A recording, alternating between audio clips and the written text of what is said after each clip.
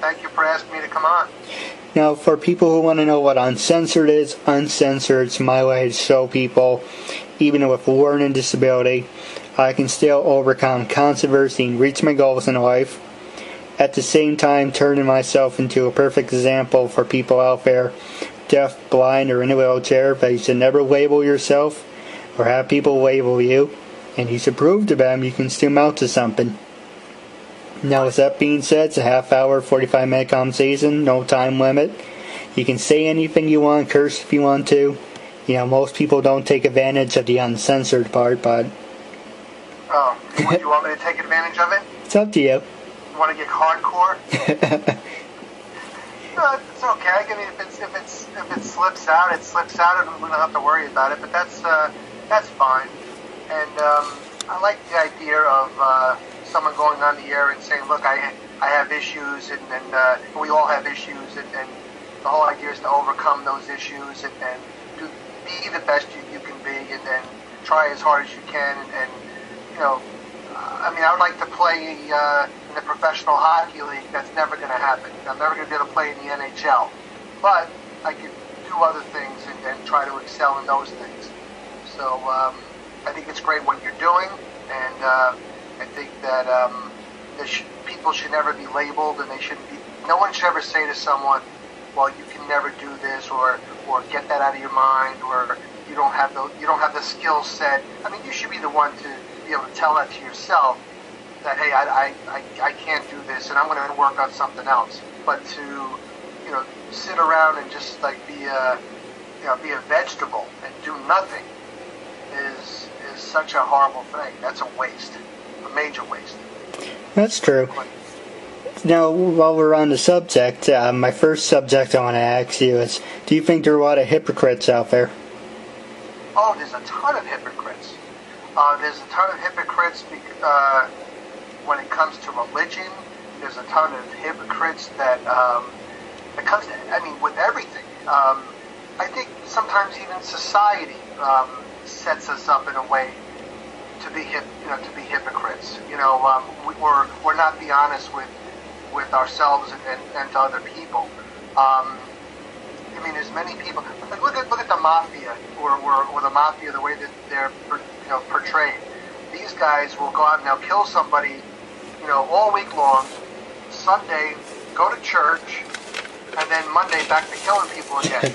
So for some reason, they're able to justify that in their own head, that it's okay to kill people as long as I go to church on Sunday, I'm okay. So I think that's very hypocritical. Some people say that they're loving and caring, and then when it's time to help somebody out, they're nowhere to be found. So that's people should walk the walk and talk the talk and practice what they preach. Well, what's the saying? If your lip shits, your ass talks. What is that one? What? If your lip. Say that one again. If your lip shits, your ass talks. Okay, all right. That's I'm not exactly sure what that means. More than welcome to use that one. Yeah, I'm just trying to figure out. You're saying that with your what shits? If your lip shits, your ass talks. If your wet shits? Your lip. Oh, your lip. Yeah. Oh, if your lip shits, then your ass talks. I like that. That's fine. That's perfect. That's a good one. No, thank you. Now, it must be a New Yorker thing. My dad got it from me. Oh, there you go. Well, then there's a lot of people who talk out of their ass, which is a lot of people. There's a lot of people, and I'll tell you this: some people that I really can't stand is that the people that say they're going to do something and then they don't do it.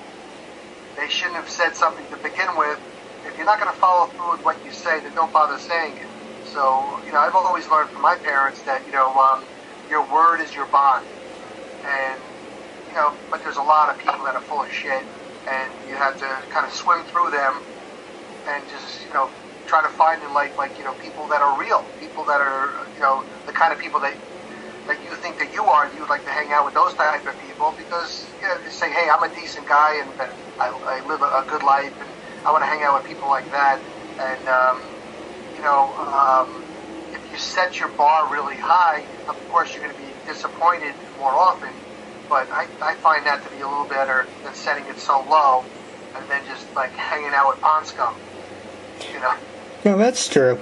There's people I interviewed the first time. I'll tell you the story about it. I started my talk show a year ago, and don't ask me why. It was a stupid idea on my part, but I did. I'm sorry, what? You enjoy it, and you're not hurting anybody. You can do it at the talk show. No, that's true. Well, I can get to that in a couple minutes. When I first started my talk show, I did only phone conversations. Don't ask me why. That was a stupid part of my part. And I got people from Mighty Morphin Power Rangers to Dragon Ball Z to Spider-Man and other actors too. And they were saying, "Oh, you're doing a big thing. You're doing just great things. Why aren't you as bigger as you portray yourself to be? Why don't you have supporters? Why don't you have endorsers?" And most of those people I asked, I do the talk show for two reasons: to prove a point, and it's my way to socialize. It's my way to make new friends. And those same people say, "Yeah, man, I have no problem having your friendship." And like a day or so goes by, "Yeah, I just said it because I thought you're a nice person," or "it sounded good at the time," or people I asked a year later, "Hey, we did an interview last time. It was only a phone conversation. Would you be interested in doing over again like what we're doing?" It's like, "Yeah, it was a one-time thing," or "I'm no longer interested," But those same people say, "Hey, if you ever do your talk show again, I'm more than happy to be on your talk show." So, like you said, hypocrites. Right. And you say you've been doing this for a long time? I mean, a couple of years? Well, I started it a year ago. A year ago.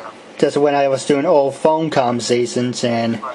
I try getting sponsors and endorsers, and they're like, "What's your audience? What's your demographics?" I have no idea. So I did it over, started this past September, and I'm up to 50, 54, 55, well, one of them. And I should have been doing this from the start. That was my stupidity. You live and learn, and you build. And as you go along, hopefully you get better at this. And then hopefully you start getting more and more followers. And then, who knows? And you'll be able to, who knows where you can take it. The sky's the limit. There's no limitations to where you can bring something. It will go as far as they, kind of like you imagine it to go or want it to go if you continue working at it. And you continue to get better at it and people enjoy what you're doing. There should be an audience out there for what you're doing. It's a nice thing that you're doing, and I think your message is positive, and it should be, it's inspiring. So that's, I don't know how you market something like that. I don't know if you go to organizations that are that help different types of people who need help. I told you in my email that I had learning disabilities. Well, I still do. You don't get rid of them, But I had comprehension problems and also had a little bit of dyslexia. So I would read a book. I can get through the book, would struggle through the book, and then when I got done with the book, I was like, "Gee, what did I just read?" I didn't have a clue. So in school, you would read a book and then you'd take a test, and I would fail the test. I wouldn't do it because I had no idea what I just read. As I got older, and you keep at things, I got better and better at it. I also found out if I were to read stuff that really interests me, I have more of a chance of comprehending what's going on. I think I was reading a lot of stuff that was just not interesting to me, and it kind of sent me off into different. I got bored. So and once you realize that you have a problem, then you can kind of work on trying to fix it, or you compensate for it. You say, "Well, I better go back and read that again because I didn't really get what they were saying the first time, so I'm going to read it again. I'll say, okay, now I understand what's going on. Then I'll move on to the next thing. So it takes, for people that have disabilities, it's so much harder for them to get through just things that most normal people get through with, like, they take for granted that they, like my wife, she reads books like they're going out of style. Like, she'll read 2 or 3 books in a week. That's what I can read in about a year, but for her, there's no effort involved. It's pure enjoyment. She sits there, she reads it, and she loves it. And but for people with disabilities, things are just so much harder for them to do just normal things. It could be walking to the store, or just whatever, or trying to get your message across. So whatever, it's very frustrating. But people have to just keep going. And as time goes on, I think people are becoming more and more open to help people that need additional help. I mean, years ago, if you had any kind of learning disability, or you had any kind of disability, they would just throw you into the reject class. There was always like a reject class in a school. And now the kids are so much more receptive to people with differences, and whether it's disabilities, whether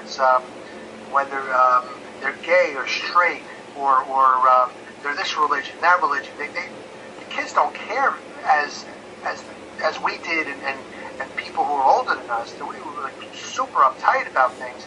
These kids are just so cool about it.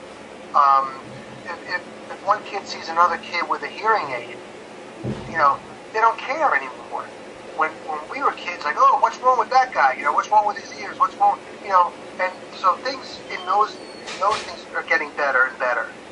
So, but I think a lot of it's because people like you are out there, saying, hey, you know what, I got an issue, I got this, but I'm not letting it stop me from doing things that I really want to do, and what I want to say, and what I want to do with my life. And if someone doesn't admire that or doesn't appreciate that, there's really something wrong with them. My dad was handicapped. My dad had polio as a kid, and I remember when I was little, like, kids would like make fun of him because he looked differently. And as I got older, I started to realize, and he would tell me, like, well, anybody that would make fun of somebody who's handicapped has more problems than I have. And that's, it was hard for me to understand that as a kid. As I get older, I certainly understood it. And so I have a lot of compassion for people that have any kind of disabilities or handicaps or anything that makes life a little bit more difficult for them. And my dad worked every single day of his life. He didn't sit back at home and feel sorry for himself or say, oh, the world's been terrible to me or nothing. He worked every single, the day that he died, he worked. He worked the day that he died. So nothing held him back. And he couldn't drive a car. He didn't have use of his right arm. He had trouble walking, all this stuff, but he didn't even know he was he didn't look at himself as somebody who was handicapped. He just looked at himself as another person and never, was able to make a living for his family and all this other stuff. And then that was his biggest fear, that when he was younger, that, I hope I'll be able to make a living for my family being in this condition. But he did, so nothing held him back. And, so I think whatever the disability is that somebody has, they just think, okay, I have a disability, let's make the best of everything else I have, and don't let that stand in the way. Now, while on the subject, did he ever get the chance to go to college? He graduated high school and then went and took insurance classes at colleges, but never got a college degree. It was different back then. People didn't really have to go to college. Now, I think kids have to go because, they're going to be in a real disadvantage if they don't go. But back then, it was like, oh, you go to college, you're not going to college. So he never went to college, but he did take college classes, a lot of insurance courses. He was an insurance man. And he always, made a decent living. And worked every single day and worked very hard. So, so people can't make up too many excuses. I can't do something, because I have this. Don't make excuses. Go out and do it.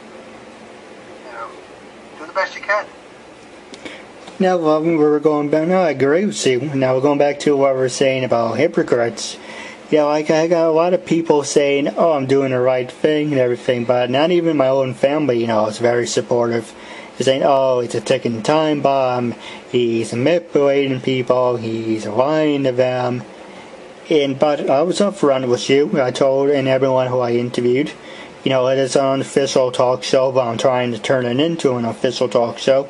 And basically, I'm just making a statement, but it's really hard to find people who are supportive. Right. Well, I think that you have to just do things that make you feel good and make you feel important and feel like you're accomplishing something. I've been in the show business thing for many years, and I'm still pushing my career. I'm still doing comedy, and I'm writing stuff, and I'm running around doing shows, but people don't care as much as we care about. You have to do this for yourself. It's what you want to do, and there are always people on the sidelines telling you that you can't do this, you can't do that, and those people you kind of have to say, all right, well, you're entitled to your opinion, but I'm going to give this a shot anyway. And there's always people that will doubt your ability. There's always people that may not wish you the best of luck. There's always negative people around, and you have to kind of stay clear of them because they'll drag you into the mud, whether they do it intentionally or not. That's a whole other story, because sometimes people can be negative and they don't even realize they're being so negative.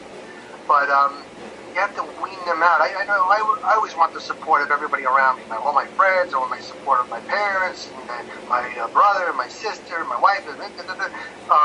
But sometimes they got their own deal going on. They got their own families, their own life. I can't have their lives revolve around my life. It's my life. They're doing their thing. I'm doing my thing, and I don't. If they ask my opinion on something, I'll tell them. But basically, they got their own deal going on, and we have to kind of worry about ourselves that we want to do something. So when you are doing your show, do it for you, and anybody that says nice things about your show, that's a bonus. To get a pat on the back, and or you pick up another person who's following you now, and following your show. That's a bonus. But really do it because you enjoy doing it and you love doing it, and you feel that you have something important to say, I think people appreciate it. As long as you're not a phony and you're someone out there just preaching something that you don't believe in, which you're not doing. So there's nothing wrong with it, and you're not hurting anybody either. By doing your own show, why would anybody object to that? You're not hurting anybody. You're not killing anybody. You're not leading them down the wrong path. So you should do what makes you feel good, and you're not hurting anybody. Yeah, that's true. Now, I was just announcing you have a baseball pitcher in the background. That's really nice. Oh, that's actually. Let's see if I can. Which way do I have to go? That guy right there. Yep. That's that right here. That right there. There's that guy. Yes. That's actually a clown. Ah.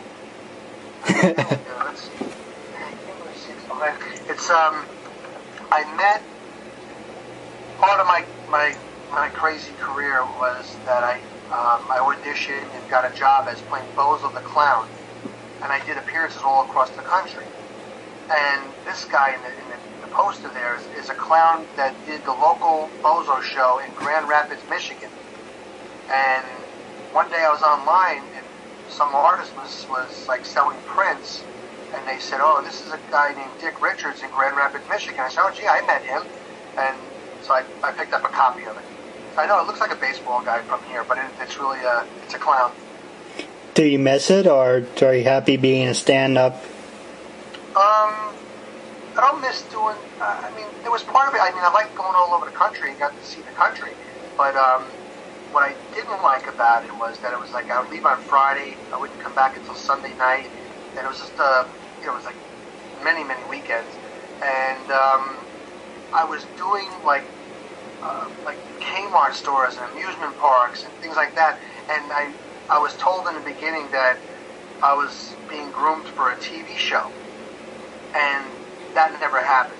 So that's what I was hoping for. I didn't really want to be a clown in a store. You know, I wanted a TV show.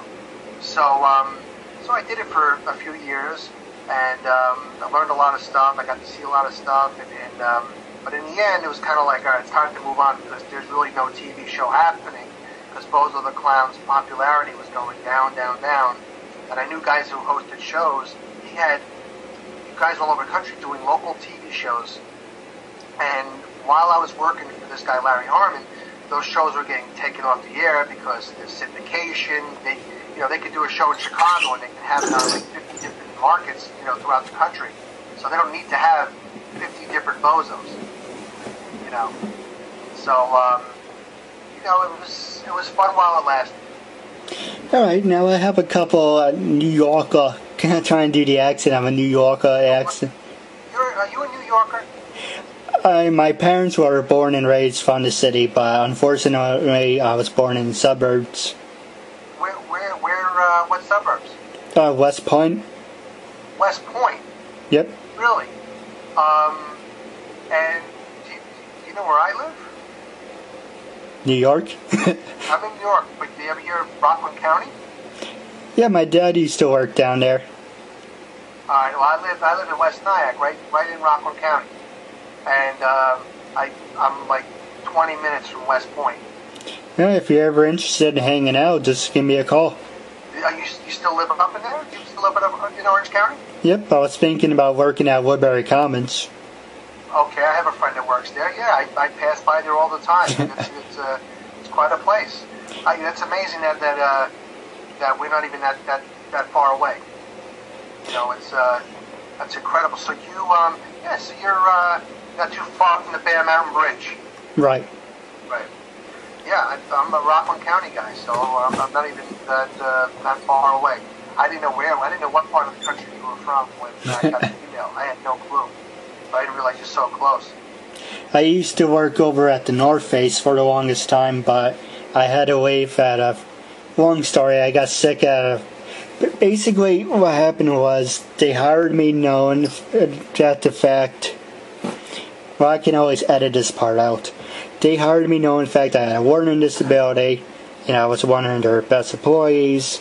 They didn't like the fact that there was an outside organization looking in to what they're doing, but they're actually just checking out on me, and they told this girl to flirt with Keith and get rid of him because we don't want an outside organization looking in. So basically, how we're talking now, you just pretend, as I say this to everyone, pretend you're this girl. Oh, Keith, we're friends, we're this and that, and it doesn't matter, guy, girl, this shit happens a lot, because they wanted me out of the job. So they will go in the back and they say, oh, he's doing this, he's doing that, he's stalking me, he's doing this.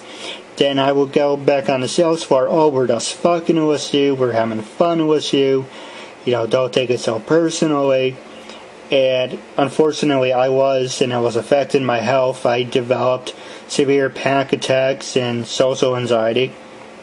And I resigned, and after I resigned, it's like, oh, by the way, you're banned from the store and you're banned from a couple other places.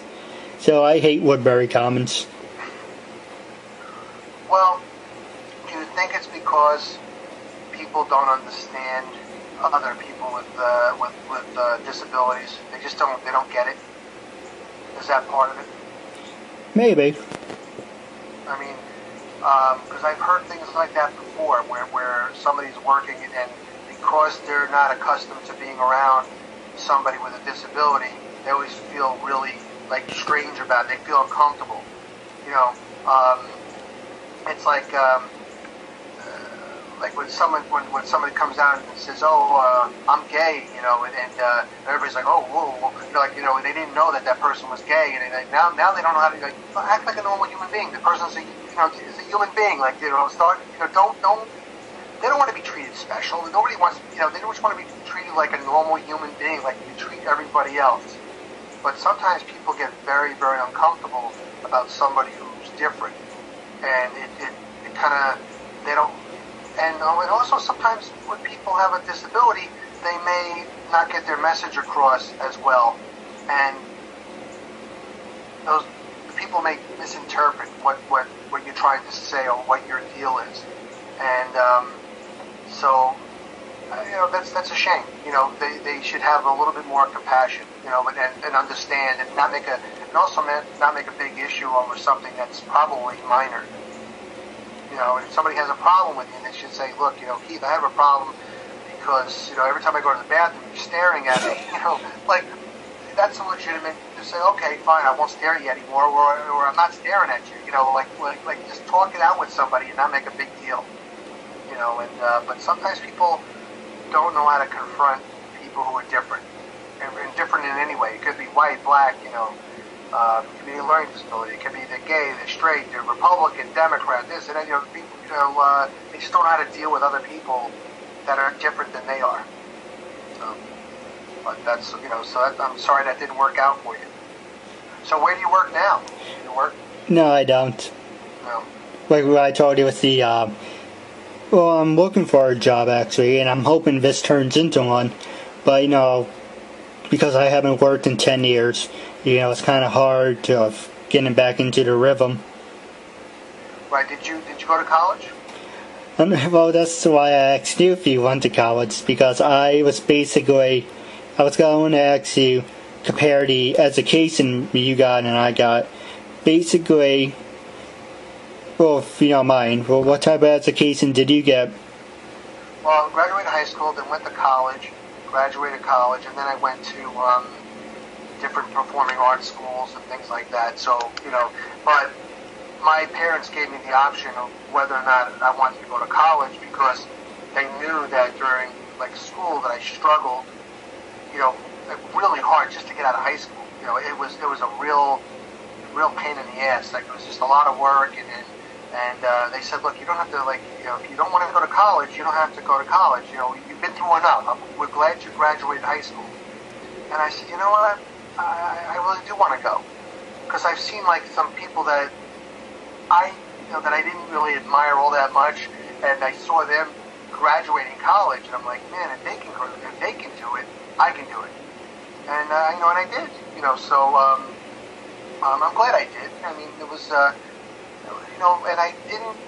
It took me longer than normal because I didn't take as many classes. I kind of I didn't overload myself. I kind of stretched it out a little bit, but I finally I got through. They said, oh, you should be taking 4 or 5 classes per semester. I would take 2 or 3. And so it took me longer, but I did it. So I took it nice and easy. There was no rush. And got done. But you went to a public school, right?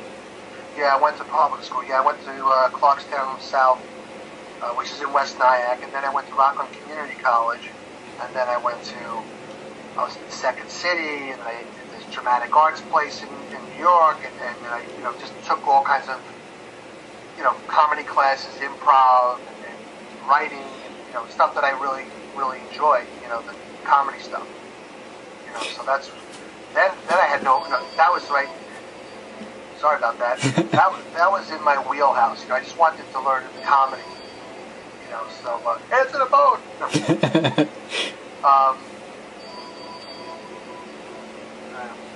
Hopefully my wife will pick it up. Sorry about that. No, that's fine. You can answer it, and we can take a small break. No, that's okay. She got it. The machine got it. But I was kind of happy to graduate, get done with college, and I felt, a feeling of accomplishment, and it didn't hurt.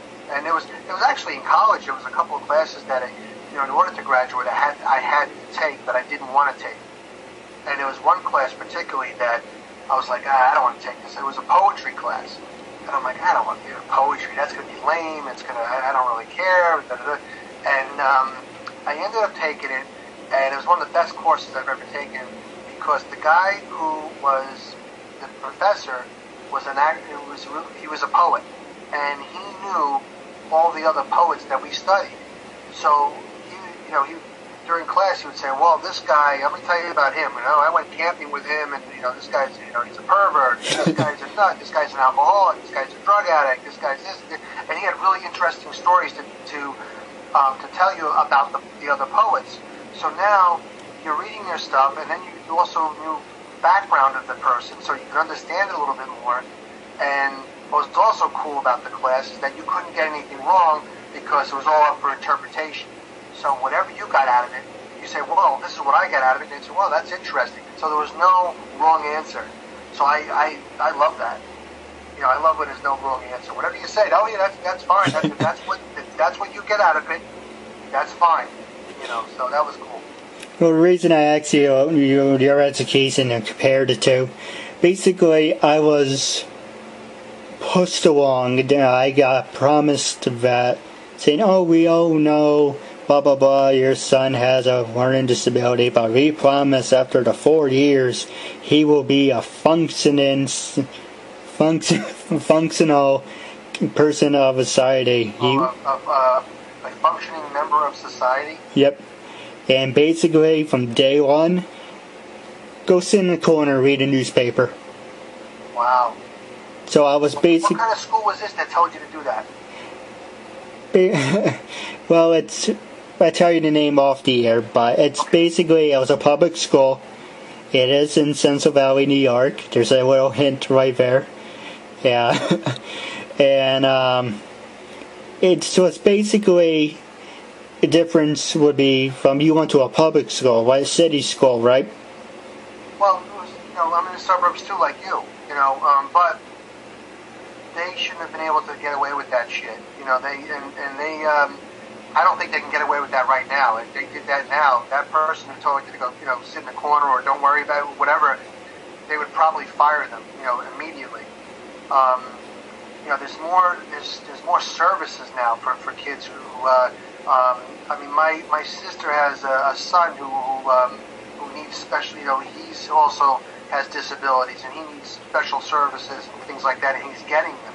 And by law, the schools have to offer those services. And some schools are set up better than others, but by law they have to accommodate these kids who have special needs. And so that to hear that somebody would say to you that hey, go in the corner or do this or that, that's a horror show, and that teacher should be strung up, string them up by the balls, if it's a male. But that's a horrible thing. That should never have happened. So basically, I passed with all 65s. I was pushed along, and he answered and he asked if I went to college, and the answer is I couldn't because I got a IEP diploma, and basically that's a local diploma, and most colleges don't accept that.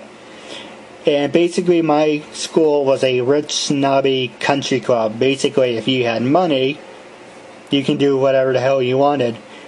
And if you were a wink in-person or a jock, you can do whatever you want. But basically, I didn't have money, I wasn't an in-person, so I got the shit end of the stick. Well, that's not right. But, on the other side of the coin, I try not to you can beat yourself up with those, thinking about how they screwed you over, which is what they did. But, now is a time where we can't even blame anybody anymore. We have to move on. I know that there's been a couple of things that I've done in my career that, in hindsight, I wish I didn't. I wish I did it differently. And there were bad moves, which I thought were good moves at the time, but later on I was like, shit. I should have done that. And I didn't do it, but what can I do now? I can beat myself up for forever, or I have to accept the fact that, well, here I am now, and what am I going to do for the rest of my life to keep myself happy, to keep myself going, to keep myself healthy, and fuck everything else, because those people that back then, they're not involved with your life anymore. They did their damage, and they've gone on. They're alive, they're dead. Who knows what they're doing? Who cares? But the thing is that now we have to just take these things and just make the best of what we have. And if we want to get better at something, then we have to work at it. And what do we want to get better at? What do we want to take our time, our effort, or even our money and put into something that you'll find rewarding and gratifying? And we can't. There's only so much. Like, it's almost like somebody. It's like. I guess we get controversy. You mentioned controversy. There comes a time when people have to say, like, okay, it's a little bit more of a level playing field when it comes to people. For a black person to say at this, or an African American person to say at this point, well, there's no opportunities in this country, and da-da-da-da-da. Well, you know what? That's bullshit. There's plenty of opportunities. There's more now than ever. We have an African American president. I mean, the most powerful guy in our country is African American. So if somebody really wants to make things happen, it's not limited to just white. It's open to anybody that is exceptional and who wants to work hard and be the best that they can be. It's also it's like, Jews blaming the Germans at this stage in the game and say, yeah, look, there's always bad people, and there's still bad people around, but it comes to a point where we have to move on and put the crap behind us and just, make the best of what we have now and just forget about the shit that's happened in the past. And when I say that, don't it's almost, I don't want to say like forget, but don't let the past hold you back from moving forward. You can put in the back of your head that, slavery was a horrible thing. The Holocaust was a horrible thing. There's so many different horrible things that have happened in our lives, or in our parents' lives and stuff like that. But you know what? There's always going to be horrible things, and now we are at a point in our life where we just can't keep going back. We can remember, but move forward and not beat ourselves up over something that had happened years ago, because it's enough already. Let's move on. That kind of stuff. So. All right. Well, you have have as much time as you like. Would you continue the talk show, or would you have other things you have to do? What do you mean, like tonight? Yeah. Would you like to talk longer? I gotta have some dinner. I didn't have dinner yet, and I got a couple of things I'm working on that I have to get to. But I can hang out for a few more minutes. So I think that what you're doing is cool, and I think I'm trying to think. There has to be an organization that would host this type of talk show. Where you kind of represent. Was there any organization that helped you out with your disabilities? Well, it was because they do something. I think that's why I created my talk show. Right. And so far, you've been really enjoying this. Right. The shows that you've done. Well, if you're interested, I'm always looking for a sidekick. I'll have to see, because I have a few things that I'm working on, and like I mentioned in an email that I have a project on Friday, and then I'm going to. I don't know if I mentioned this, but the following week I'm going to be away and stuff. But I appreciate it. I'll come on again, and if there's time, we'll do something. But I'm just wondering if there's an organization out there that could be your organization, that they host this on their website, that you have a talk show and you represent. I mean, when with these disabilities, what were you labeled as? What's the disability, or where you don't talk about that on the air, or what? Not to, I hope I'm not putting you on the spot, but I told you what my disabilities were or are, because they don't go away. I just just learn to deal with it better. But is there an organization that has helped you with your disability that could be your home base? If there is, I haven't found it yet. But to answer your question, I won't go in much details, but I'm pretty much like you. Only I learn at a slower pace, and unfortunately, they classify that as being retarded. Well, yeah, which is wrong, because that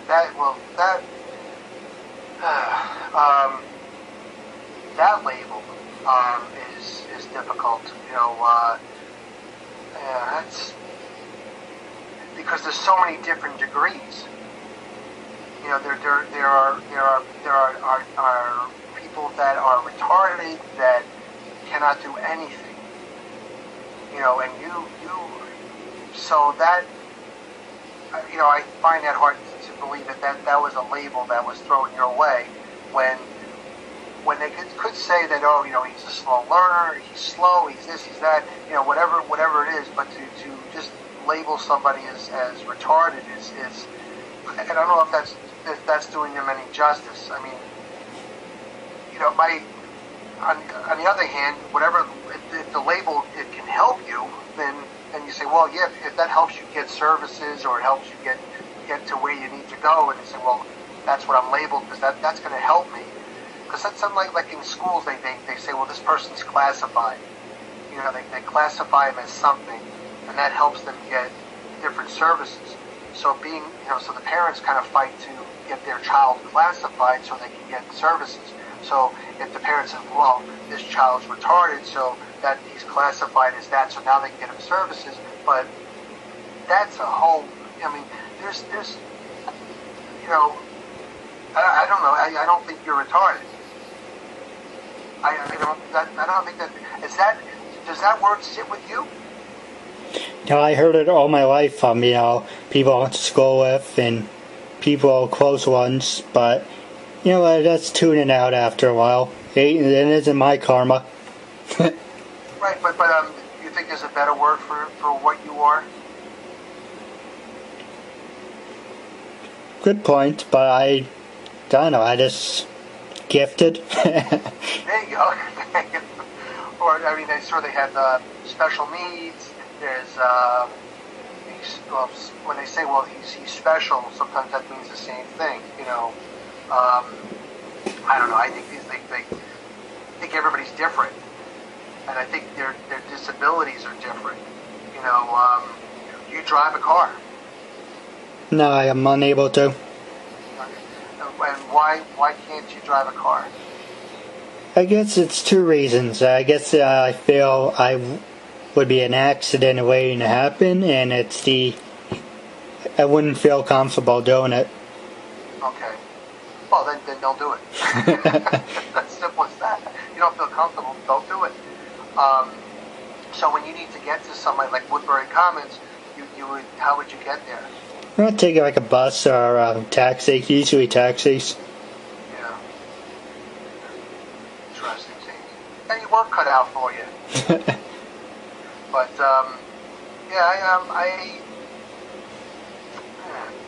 I think that, you gotta, what you're doing something here that requires brain power. It requires a lot of skill, and you're doing it.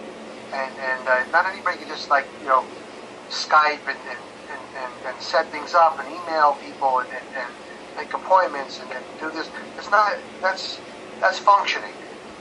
That's not somebody who is going to sit in the corner and stare at the wall and watch the paint dry.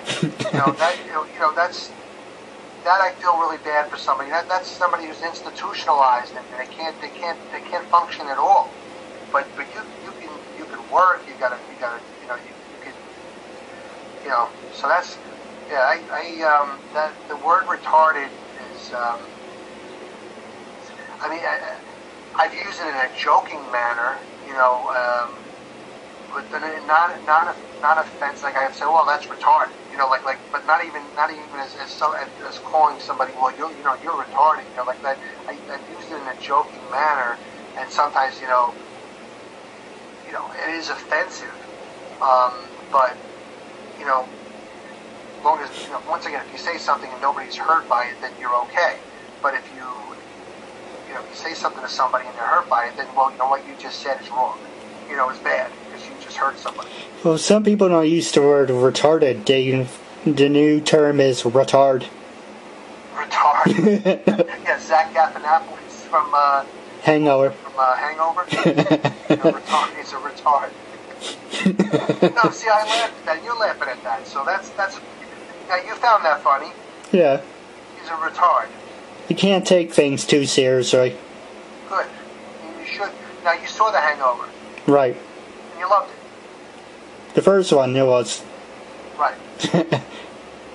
Well, let me just say this. Number one, you're not retarded. And number two, I think whoever labeled you that, I'd like to shoot him. That's, sometimes people get confused between somebody who is retarded and somebody who has Down syndrome, and sometimes they just throw them in one, into one melting pot of whatever, and I don't think, each one is different. I mean, each disability is different, and each, your learning potential, is different. I don't even, you could be a genius and not even know it because maybe you just haven't tapped into something that is going to show your genius. That's possible too. Sorry about that. That was a commercial break? Well, I was thinking about adding those, but, I thought I had more time, but my battery sucks and my phone doesn't like Skype. Therefore, when Skype is on, it sucks up the battery life. Alright. That's okay. We can survive. So we were left off when I forgot where we left off. I hinted towards during the interview when I was making fun of the New York accent. Two questions, if you don't mind. Well, how did he survive Hurricane Sandy? I did fine.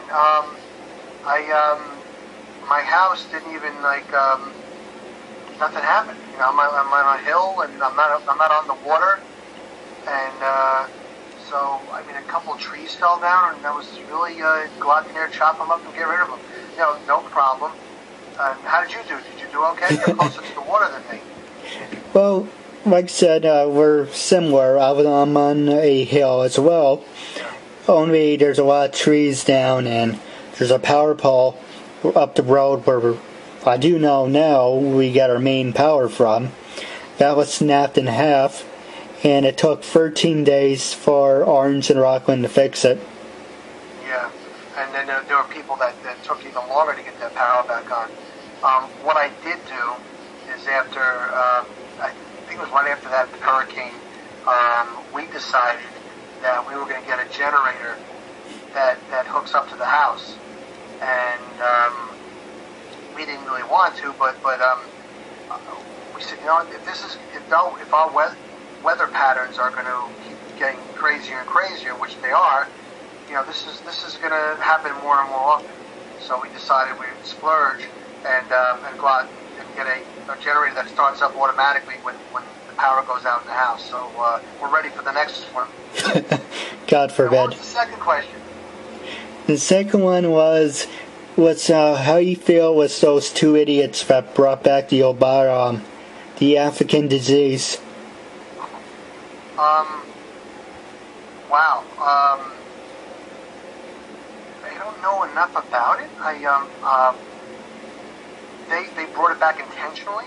Is that the story? Well, they got sick in Africa, and they wanted them to come back to the States to be treated. But personally, I think they should have stayed in Africa, was it? Instead of now they're back in the States, and if you saw Planet of the Apes, you know. Yes. Which Planet of the Apes are we talking about? The original ones or the later ones? Oh, the new one that came out. Oh, the new one? I didn't see the latest one. But they came back here because our medical treatment is so much better than there is in Africa. So, I mean, if I got sick in another country, the first thing I'd want to do is get back here. You know, and so I can't blame them for that. But yeah, you do kind of put a country a little bit at risk. You know, but I think that they were very, very safe about it. I don't know a lot about it because I actually was sick for a while myself, and I was kind of out of the loop. I had surgery a couple weeks ago. I had, there's a thing behind the ear called the mastoid bone. And what it is, it's not really like a bone, but it's like a filter. And I had infections inside, like for the last 40 years, there's been infections in it. I didn't even know about it. So I started to feel really lousy. And for the last several months, so I had surgery. They opened me up, they cleaned me out, and then, you know, I had the surgery 2.5 weeks ago, and I feel better now than I felt in the last, you know, several years.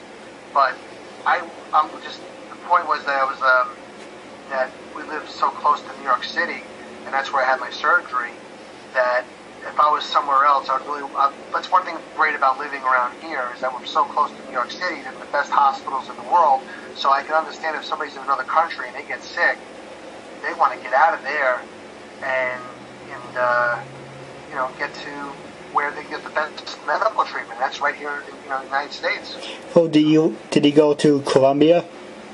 No, I went to Lenox Hill because that's where this surgeon was that was like this great surgeon that I was recommended to. She worked out of there, so that's where I went. Yeah, I was going to go to Columbia, NYU, whatever, but this woman worked out of, what did I just say, Lenox Hill. So, yeah, and I'm still alive, and I feel better than I've ever felt, so I think she did a good job. Knock on wood. So, that's the story. All right, well, wrapping up, do you have any funny stories you like to share, or? Funny stories? Fucked up stories? Fucked up stories. A lot of fucked up stories. I'm in show business. Oh wow! I should have been prepared. Next time I'll ask you like you know, I can be a little bit more prepared for like, you know, with your top 10 fucked up stories, and then we can go down. I got tons of them. Well, I got 2 of them if you want to hear them. Go ahead. My brother's friend, when my brother went to college, he had an apartment with his friend. It's one of those ground floor apartments, and the bathroom was on the ground floor, so anyone walking on the sidewalk and walk in, just looking and see, oh, he's taking his use in the bathroom. That's how well the windows were. So, you probably know where this is going. Right down the crapper. One day, my brother's friend made a mistake of going to the bathroom, taking a dump, lets the window open, and there was no screen. I don't know why, but there was no screen, and someone walked past the window, stopped, walked back, saw him on the toilet seat, and punched him right in the face. Yeah, that's fucked up. Why did he punch him in the face? He thought it was funny. He just thought it would be funny. He wanted to play like the knockout game with, right? The poor guy's on, you know, he's on the can, and he doesn't have enough problems, and this guy's gonna punch him in the face. Yeah, I guess that's, you don't want your bathroom on the ground floor and no screen. You get punched in the face while going to the bathroom. All right. Did it knock him off the can? I have no idea. And you had one more? The other one is, like I mentioned, fucked up, but you can tell me if it is, and if it is, it isn't. I went to a funeral because my uncle passed away. My grandfather's nephew. So that's kind of like my uncle, in a way. Anyway, without getting sidetracked, while we're sitting there after the service, we noticed there's this guy who wanted a good parking space. He didn't feel like walking. So guess where he parked? Handicap. Nope. No. In between 2 tombstones. Ooh. So, and to make it worse, this idiot got stuck. So he backed up, he tilted one tombstone one way, and when he moved the car forward, he knocked it over and drove over it. Wow. Then he got stuck, and that's not the more messed up part. He also made a U-turn on someone else's grave to get out. And did he need to stop to go back and fix up the graveyard, or? No, he just took off and he left tire tracks. So the people that run the graveyard, they're thinking some kids went in there and some vandals, doing donuts on top of the gravestones, just left the place and didn't know it was like a grown man just trying to get the hell out of there. That is fucked up. Yeah. Well, do you have anything you want to say to your fans and listeners, or you have any things you want to say to me about my talk show, or I'm doing, or I know you did hint towards this. It's interested in anything that I do. I have it on my website, which is BrettEidman.com, which is BrettEidman.com. I'm actually shooting a movie this weekend up in Albany, which I'm really psyched about. And I got a whole bunch of things coming up, stand-up shows, but I keep it all on my website, or they can follow me on Facebook and Twitter, and it's at Brett Eidman. Everything's Brett Eidman, and with your talk show, I think you keep going, and don't let anybody tell you not to do something.